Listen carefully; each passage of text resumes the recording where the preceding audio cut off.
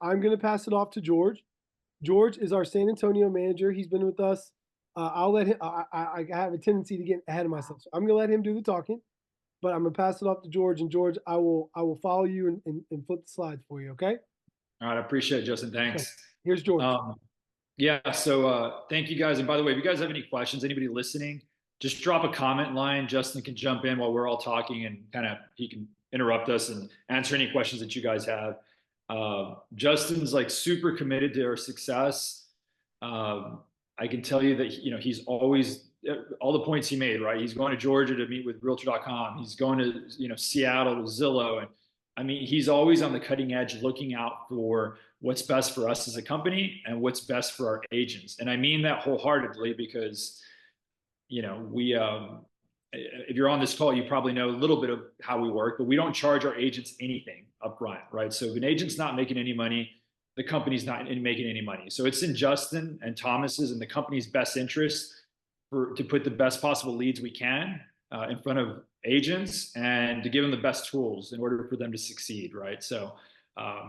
Okay, talking about succeeding and telling you guys a little bit about me, and as pretentious as it might seem, just hear me out here. And there's a point to me talking about myself and my success story because I think it resonates with a lot of people. But my background was in real estate, so I don't want to make it seem like I knew nothing about real estate when I got into this 7 years ago. But my background is on development, commercial, mainly on the industrial side, mini storage, subdivision development, just a broad spectrum of real estate that I kind of got started with a long time ago. Long story short, I was laid off from a company about, well, literally 7.5 years ago. I got my real estate license thinking I just wanted to get it, kind of dabble in real estate, make a little bit of money on the side when I did get another job. And I met with Justin on, I think it was around Christmas time of 2018.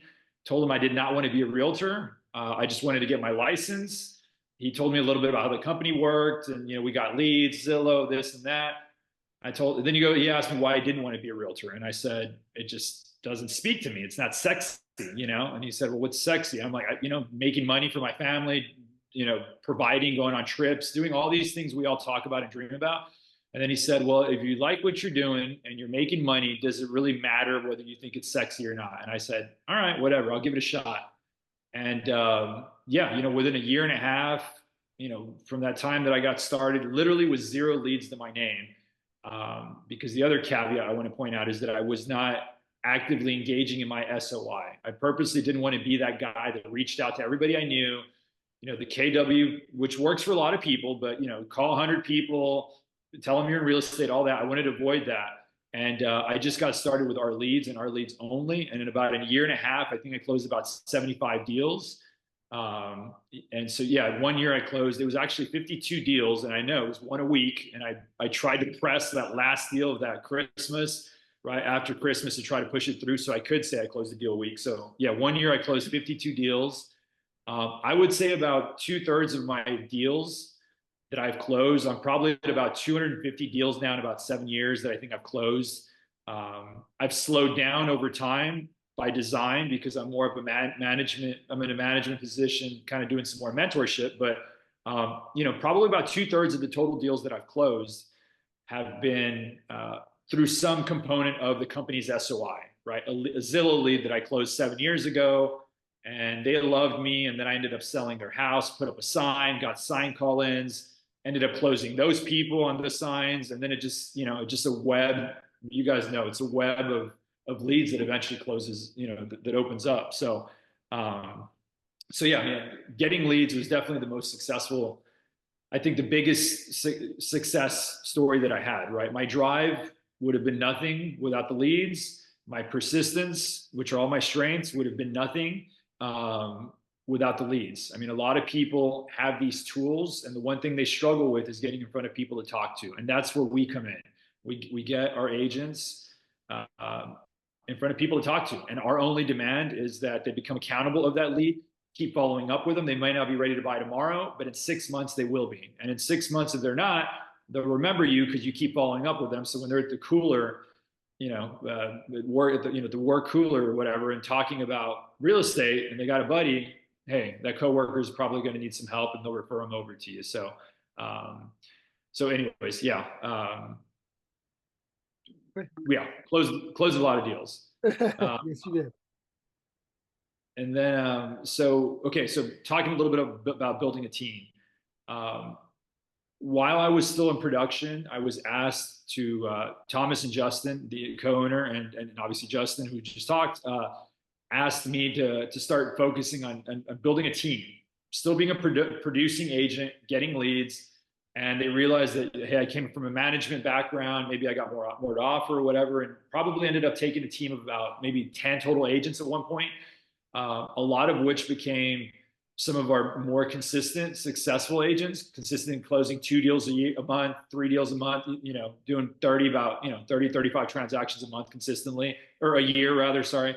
And again, it wasn't rocket science. It was holding their hand, making them accountable their time. Everybody has strengths. I think it's important not to focus on your weaknesses. Whatever your weaknesses are, I think a lot of us are old enough to have accepted them and know what they are. But whatever strength you is, we really need to adapt to it and just hone in on it, whatever that might be. So my thing is, I'm big at following up. I'm big at making people accountable. I'm big on meeting with anyone. I don't care if they're pre-qualified. I don't care if they look like they can buy. It doesn't matter the price point, 50,000 to 2.2 million. Again, I will meet with somebody if there's an opportunity there, because I know that one opportunity leads to another opportunity. So when we created this team, that's exactly what we were talking about. And these agents that were under me for 6 months to a year eventually just spun off and just became just completely independent agents.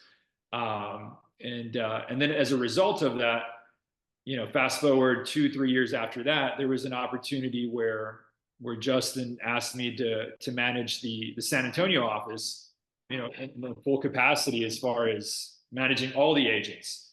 Obviously, a little bit of a different role than being more one-on-one with a couple of agents, and now it's again about 30 agents that I got to talk to, and by the way, if any of you guys are interested in talking to any one of our agents, let me know and I can connect you with anybody. I'm sure they'll all have great things to say about us. But now it's a little bit more about the mentorship role, right? And it's talking through deals. It's talking about, obviously all the settlements that we're having with NAR and all these things that are changing, which our TCs will talk a little bit about that. We've done an amazing job staying on top of these things, and even maybe being a little preemptive with some stuff, just knowing where things might eventually lead. And as a result, it's really taken a lot of stress off of our agents having to worry and constantly be taking classes and focusing on what's on the back end. And now we're just having them focus on their business and their business only, which is talking to people, writing up offers, getting deals executed, cashing checks, and then starting over, right? So, and that's kind of our MO. Most of our agents, our floor for our agents is a lot higher than most teams, right? Our agents aren't closing 0 deals a month. They're not going 4, 5, 6 months without closing a deal. They're closing deals every month. Yeah, there's a little roller coaster. You get some agents that close 4 or 5. Next month, they only close one. But when you average it out per quarter, our agents are closing deals. And again, the reason is because the tools we're offering, the types of leads that are there, and the support staff that you'll hear more talking. You'll hear all the support staff talk about what they do that supports our agents. So, next slide. Gotcha. Thank you, George. All right, cool. Okay. And then yeah, like Justin said, I mean, yeah, there was a point where we were closing a bunch of deals a month. I expect every agent on our team to be able to close 2 deals a month of our company deals. Obviously, there's some months, where okay, great, you're super busy. Maybe you're not getting as many leads because you have asked to be paused. In which case, there's a dip sometimes the next month. So we always try to coach around getting off of leads for too long. But yeah, like I said, our agents are closing deals. I talked about the mentorship component, which I think is something I interview agents all the time that are always asking, well, George, what if I have a problem with something X, Y, and Z? My phone is off of silent from 8 to 8. So from 8 a.m. to 8 p.m., I'm always available. And you can ask any one of our agents if I will take a call or call somebody back. I always do.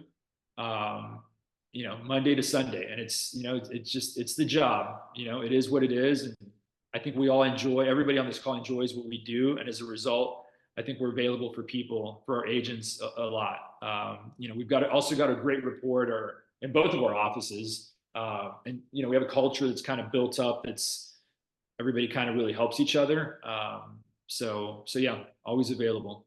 I want to add one thing. So a couple of key takeaways from from what George mentioned is, um, playing to everyone's strengths, developing plans for everyone individually that makes sense, and then backfilling them with really good habits. That's how you go from taking several people that are on your team from 0 deals a month to 4 a month. That's how you do it, right? So we're playing up the strengths. We're working it. George failed to mention, but kind of brushed over it. His biggest strength is database management, amongst a lot of other really strong, attributes as well. But he's very amazing at his database management. So he was teaching his team how to work the database and make sure it pays off and there's that ROI on the time. So when you are in the database and you're working on whatever lead source it is, you're staying on top of those leads, right? So awesome stuff, George. I really appreciate it. I mean, I'll wrap it up by saying George is a model of excellence. I'll read it for you, man. He's an inspiration and serves as an inspiration, and all the agents they're looking to grow within the agency Texas, they could follow that model. They're going to be very, very successful. So appreciate it, George. Thank you. Anything Thank you. else? Yep. Anything else to tie it off with? No. Just again, if you guys have any questions after this call and you want to reach out to me, reach out to any one of our agents, or anybody else that's going to talk here over the next 10, 20, 30 minutes. Just let us know. We'll be glad to answer any questions you guys got. Awesome. Thank you, George.